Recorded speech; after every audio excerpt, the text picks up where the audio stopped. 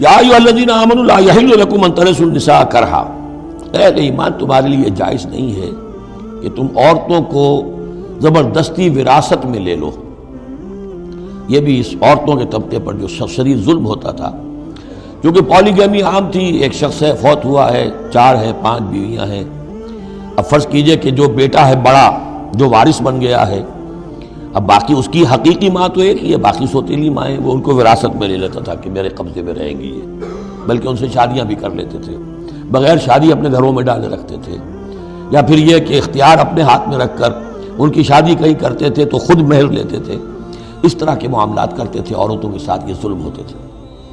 یا ایھا الذین آمنوا لا یحل لکم ان ترثوا النساء کرہا، اہل ایمان تمہارے لیے جائز نہیں ہے کہ تم عورتوں کے وارث بن بیٹھو زبردستی۔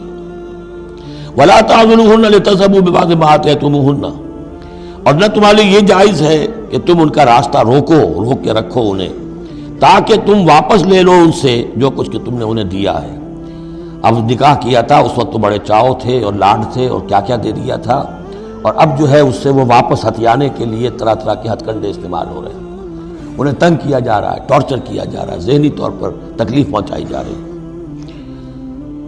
الا یاتین بفاحشۃ مبینہ، ہاں اگر کسی سے صریح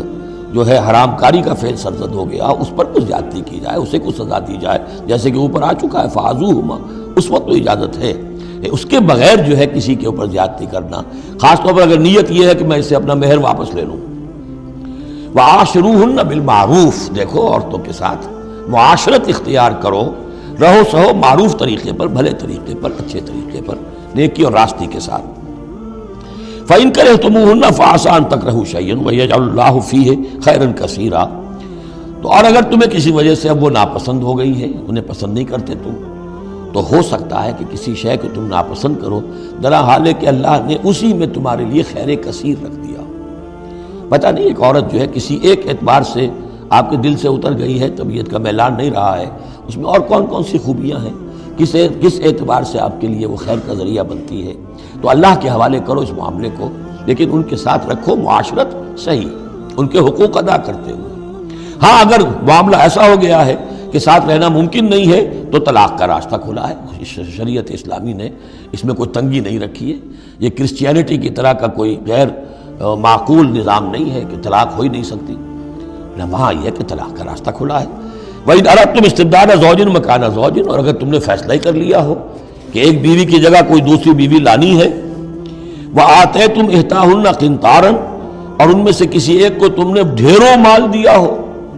فَلَا تَأْخُذُوهُ مِنْهُ شَيْئًا فَلَا تَأْخُذُوا مِنْهُ شَيْئًا، اس میں سے کوئی شے واپس نہیں لے سکتے، جو مہر دیا تھا وہ ان کا ہے، اب اس میں سے کچھ واپس نہیں لے سکتے۔ أَتَأْخُذُونَهُ بُهْتَانًا وَإِثْمًا مُبِينًا، کیا تم لوگے وہ مہر واپس ان سے ناحق اور صریح گناہ کے طور پر؟ وَكَيْفَ تَأْخُذُونَهُ، کچھ عقل کے ناخن لو، کچھ شعور اور کچھ شرافت کا ثبوت دو، کیسے ان سے وہ مال تم واپس لینا چاہتے ہو؟ وَقَدْ أَفْضَىٰ بَعْضُكُمْ إِلَىٰ بَعْضٍ، جبکہ تم ایک دوسرے سے مل چکے ہو، تمہارے مابین انتہائی قریبی رشتہ جو بھی ہو سکتا ہے دنیا کا وہ قائم ہو چکا ہے۔ وَأَخَذْنَ مِنْكُمْ مِيثَاقًا غَلِيظًا، اور وہ تم سے بہت گہرا قول و قرار لے چکی تھی۔